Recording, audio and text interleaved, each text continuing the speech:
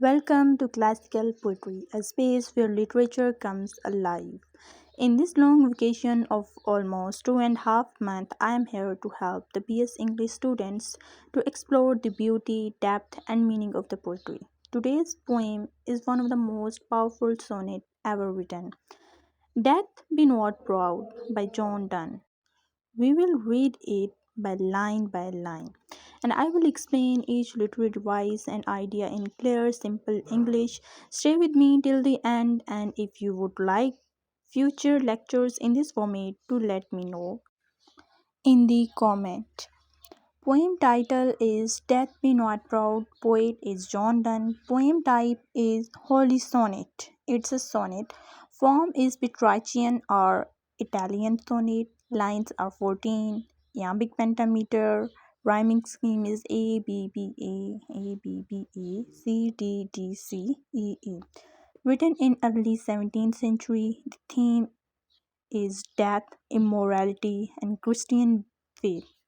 Tone is bold, confident, philosophical, and its main purpose is to challenge the power and fear of death using logic, faith, and poetic strength.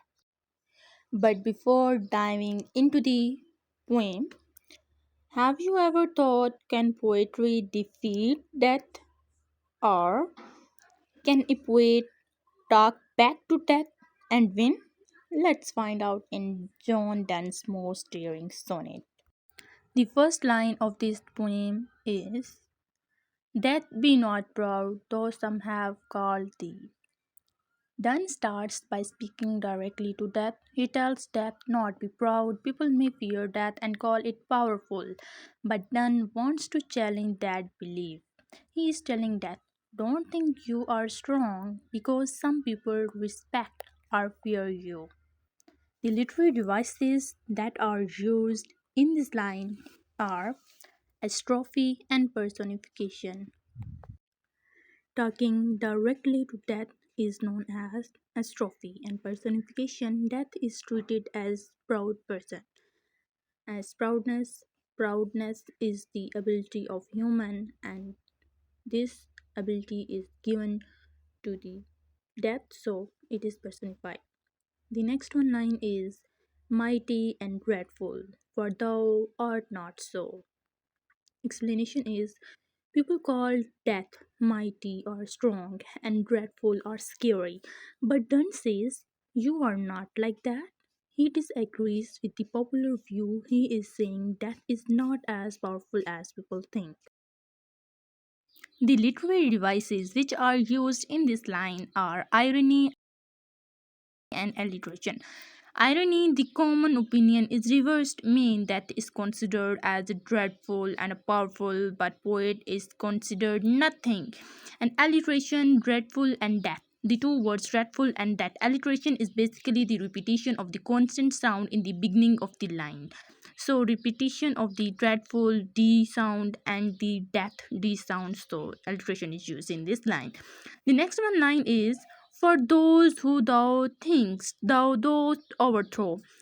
Donne says death thinks it overthrows, defeat, or kills people, but it's wrong. Death may take the body but not the soul. It does not have the final power over human being. It does not have the final power over human being, over human life, does not have a strength over human life.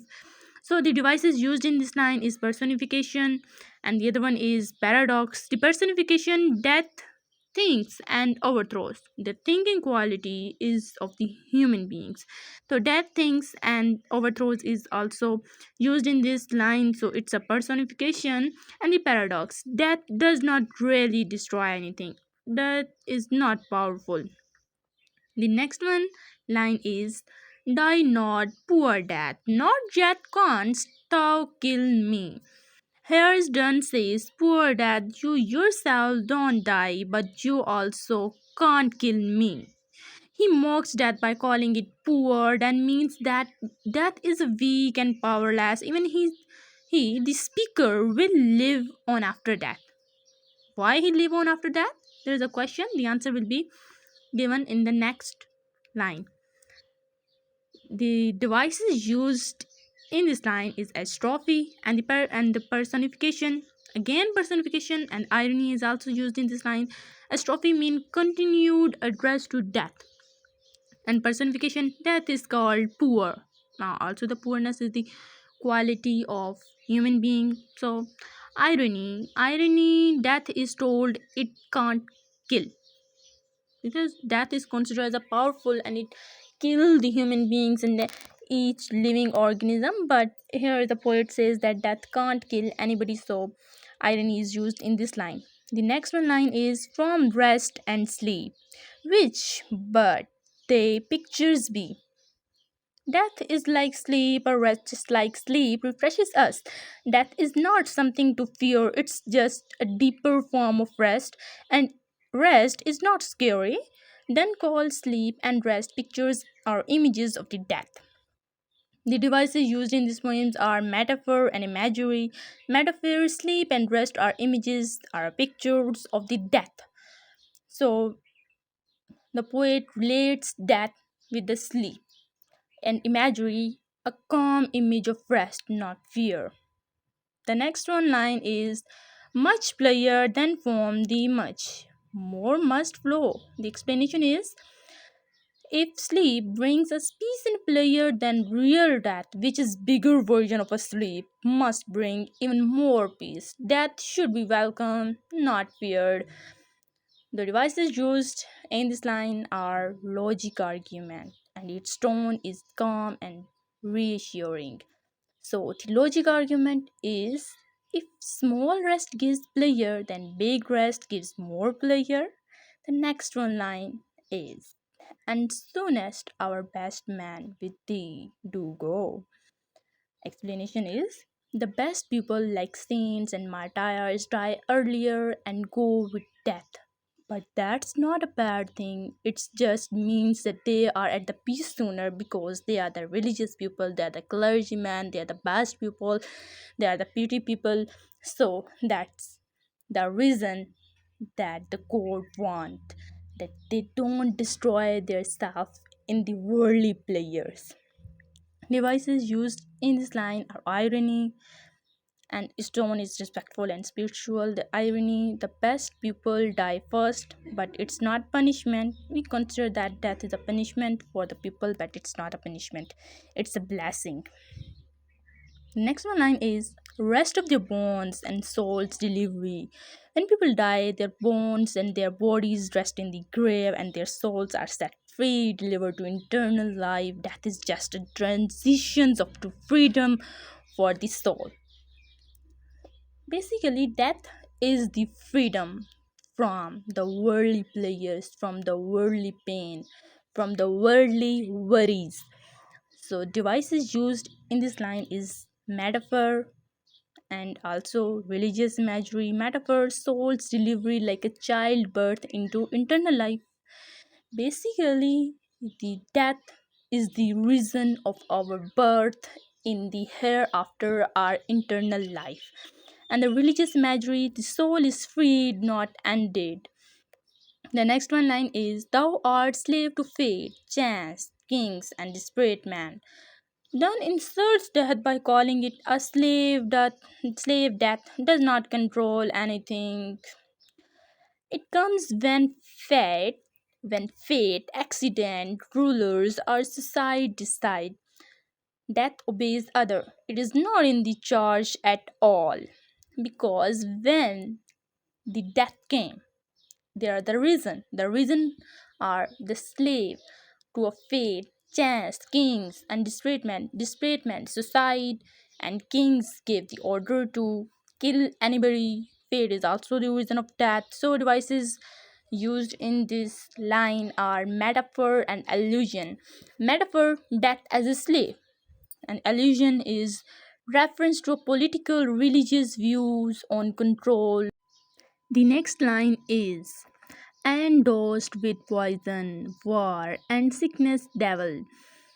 Death lives with the ugly things like poison, war, and disease. There are its companions. It's not glorious, it's dirty, violent, and unwanted.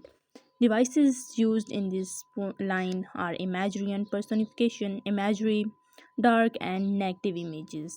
dark and negative images that rely on and live with poison, war, and sickness and devil. And the personification that devils like a person. So the next one line is, and poppy or charms can make us sleep as well. Explanation of this line is, drugs like poppy and opium or magic mean charms can put us to sleep just like death can. So death is not special. If something else can do the same job, then death has no power. The devices that are used in this line are comparison. Comparison means death is no better than medicine because medicine do the same work as death. The next one line is, and better than thy straw. Why sellst thou then? The explanation is, these things poppy and charms do the better job than death. So why is death proud? It has no reason to boast. The devices used are rhetorical questions and irony. Rhetorical questions, that why are you so proud? Why are you feeling proud? Why are you boosting your own self? You are nothing. Your job is done by other medicines like opium, and charms can also do the same job as you. So why are you so proud? Why are you feeling so proud? And why the people are so much terrified and fearful from you? The next one device is irony. Death is not strong but still bruised. The next one line is, one short sleep past, we walk internally. When we die, it's just a short sleep. After that, our souls wake up forever in the eternal life. So death is not the end; it's the doorway. In Christianity and in Islam, it's a belief that we will live and we will born in the eternal life, and it will be the life forever. There is no death in this life. So in that life, so the devices used in this line are the metaphor and the religious imagery. Metaphor is death as a short sleep, and religious imagery is internal life after death, because it's a belief in many religions that the internal life is exist. And the next one line is, and the next one line and the last line of this poem is very fantastic and powerful. The poet says, and death shall be more, that thou shalt die. Explanation is of this poem is very fantastic. This is the most powerful line. Death itself will be destroyed. It has no final power. After eternal life begins, there is no more death. So in the end, death itself dies, not a man or a living organisms. The devices used in this line are the paradox, allusions, and the personification. Or allusion and personification. So allusion is Bible reference, or that where is thy sting? And paradox, death shall die, sounds impossible but means spiritual truth. And personification is death dies like a person. So finally, I am discussing only on 2 to 3 lines summary. The summary is, in this poem, John Donne fearlessly challenges death's pride. He calls death powerless, temporary, and just a pathway to eternal life. His message is clear: death is not the end, it's only a pause before the soul wakes forever in the eternal life. So, this is the poem that death is nothing, death is powerless, death is fearless. You should not be fearful from the death. I hope this poem helps you understand that death is not something to fear, and how John Donne used poetry to defeat even death with words. If you find this useful, please like the video, share it with your classmate, and subscribe to Classical Poetry. Comment below if you would like more poems, explanations in English, and tell me which poem you want next. Thank you for learning with me. See you soon with another classic.